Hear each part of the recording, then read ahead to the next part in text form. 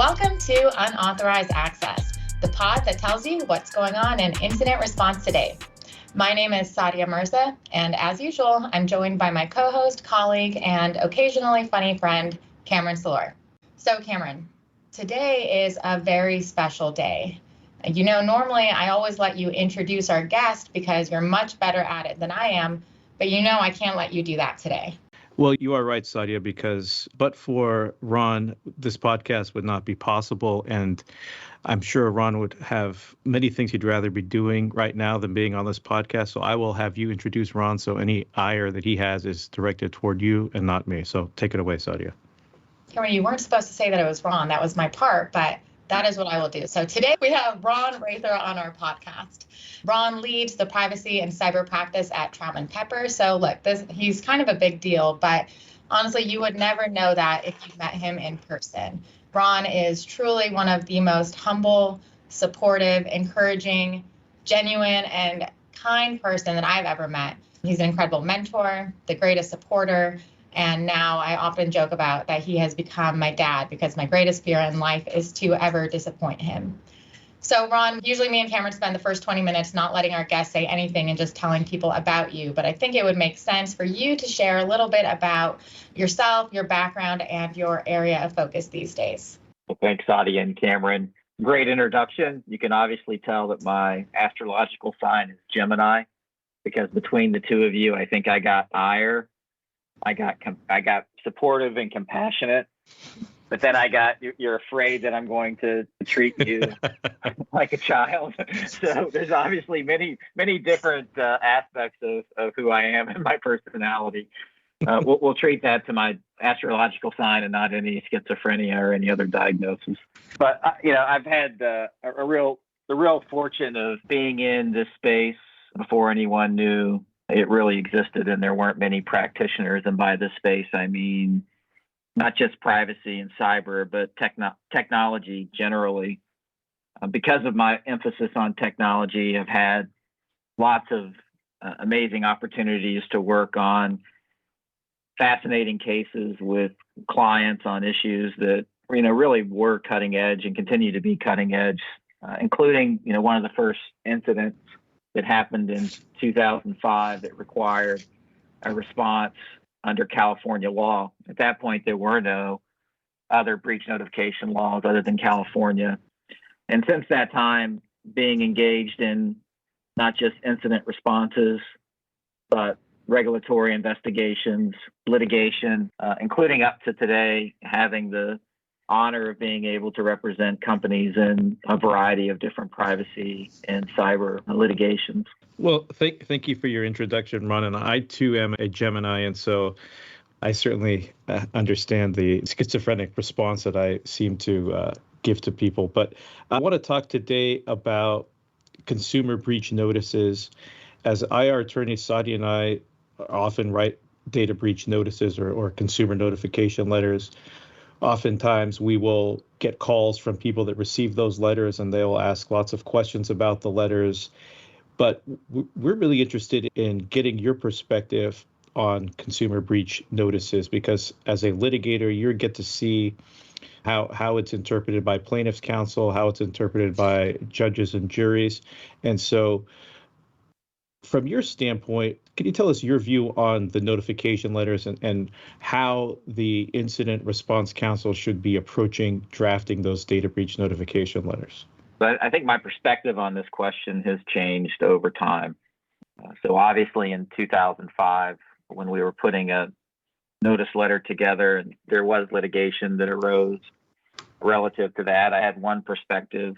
And then I would say in 2009 to 2012, I had a slightly different perspective, skipping a few years in between 2012 and today, because we only have so much time on this podcast.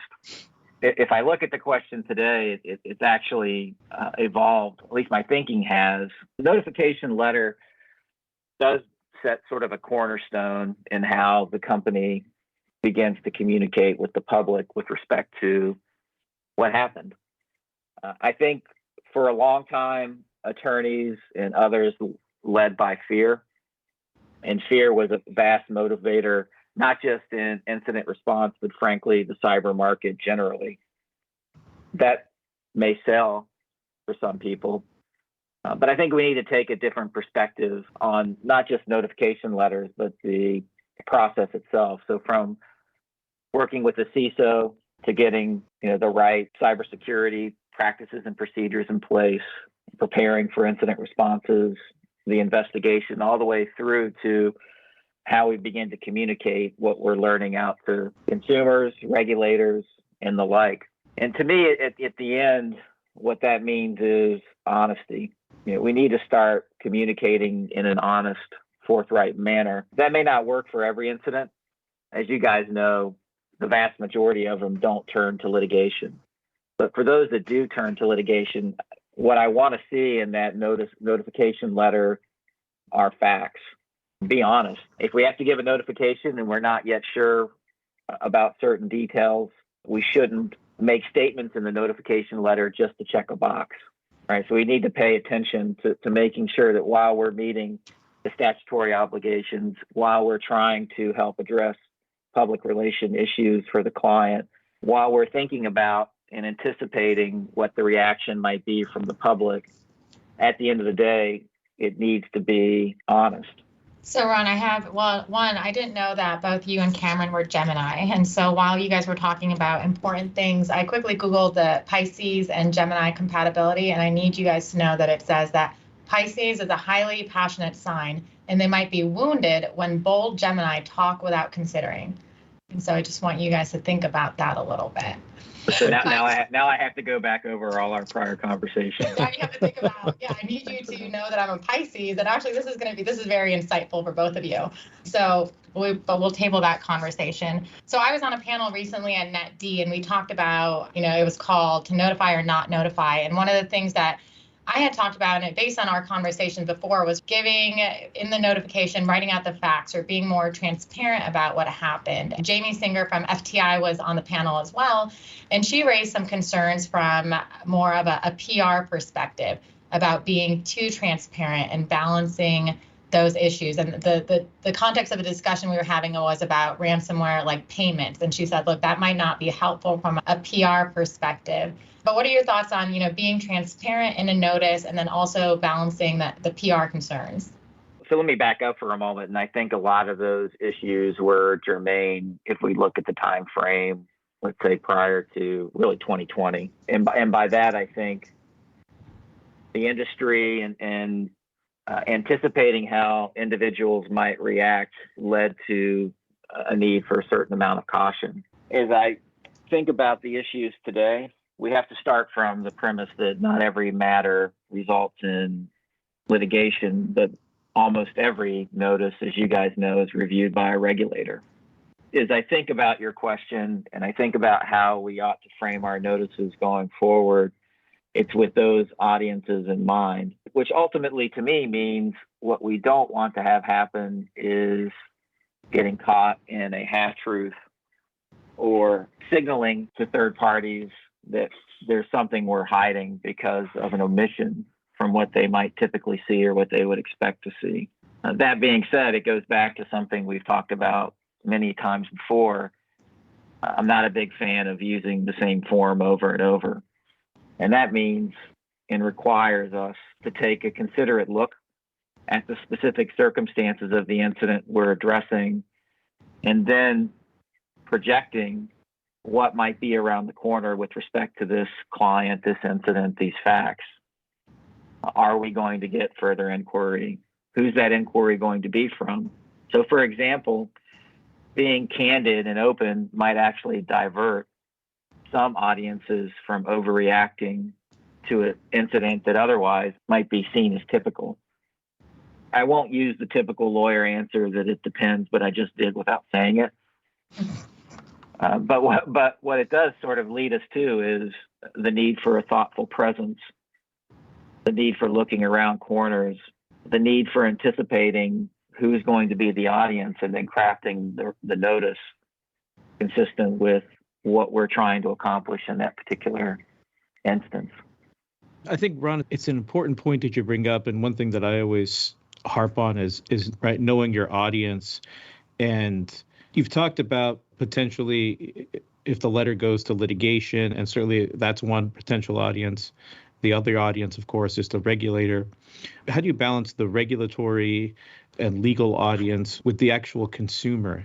Because sometimes too many facts, will be helpful to be transparent to the regulator, can cause alarm to the consumer. Do you consider that in the process, or are you thinking more along of regulators and litigators primarily? I think based on what I see in litigation, in my general experience, there's a minority of people that actually read, and people, I mean consumers, that actually read the breach notification letters. We know that 1% that's out there that does seem to read them and focus in on them. And frankly, in part, if we have a good FAQ or communication plan to sit on top of the notice, we can deal with that 1%. Unlike some of the other privacy issues that I'm litigating, where normally I would advise clients to communicate with consumers in a way to make sure they feel satisfied so that they don't become frustrated and find a lawyer to sue my client.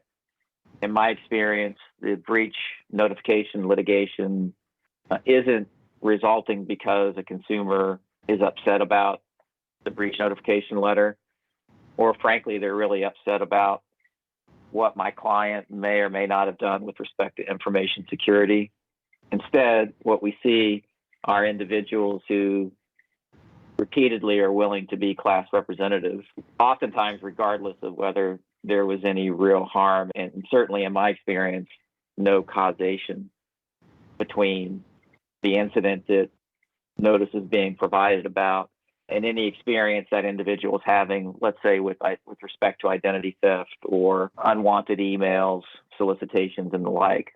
So if I take that, Kamran, and I build upon it, my audience, the people that are really analyzing our breach response notices are not the consumers, they're the regulators and the plaintiff's attorneys. That being said, and Sadia has heard me say this before, and you may have as well, Kamran, in litigating cases, we can't hide the facts. The facts are the facts. So if in my notification letter I can check off what I need to do statutorily, if I can understand the regulatory and the plaintiff litigation counsel audience, and I can address those audiences, but I have to do so from a point of factual accuracy. So in other words, state the facts, don't state opinions, and in doing so, craft it in a way that communicates to your audience, the regulators and the plaintiff's attorneys, there's no there. So it's just like all the other breach cases that you've looked at over the past couple of months that you passed on and decided not to pursue in litigation, as opposed to the one that they end up focusing in on, resulting in CIDs or subpoena from the regulators or class action complaint from the plaintiff's bar.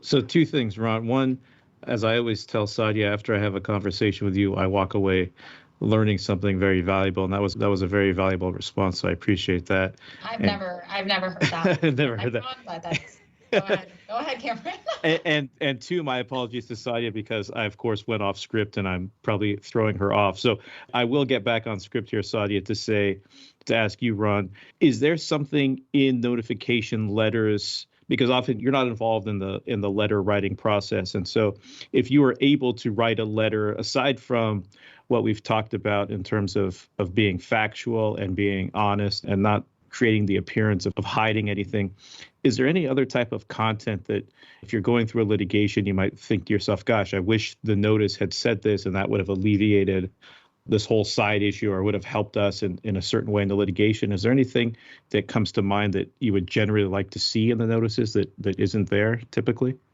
Great question, and something I've been considering, especially as the litigation turns from the motion to dismiss phase to discovery, class certification opposition, and dispositive motions, Kamran.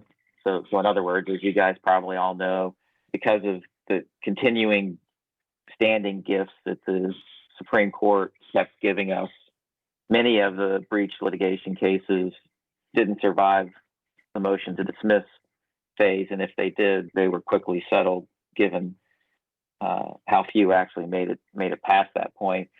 Now that we're getting into substantive issues, what I would like to see in the breach notification letters is an offer to consumers to reach out if they feel like there has been some consequence as a result of the incident. Let me back up a little bit. I think in my experience, a lot of breach coaches and clients have steered their letters towards not engaging with consumers, right? So you would hear things like, we're offering credit monitoring, but you probably don't need it, so you really shouldn't sign up. Or, and I'm not saying don't worry about this, but follow up with, this is the type of information that was at issue. We're not seeing any evidence of exfiltration, or we're not seeing any misuse.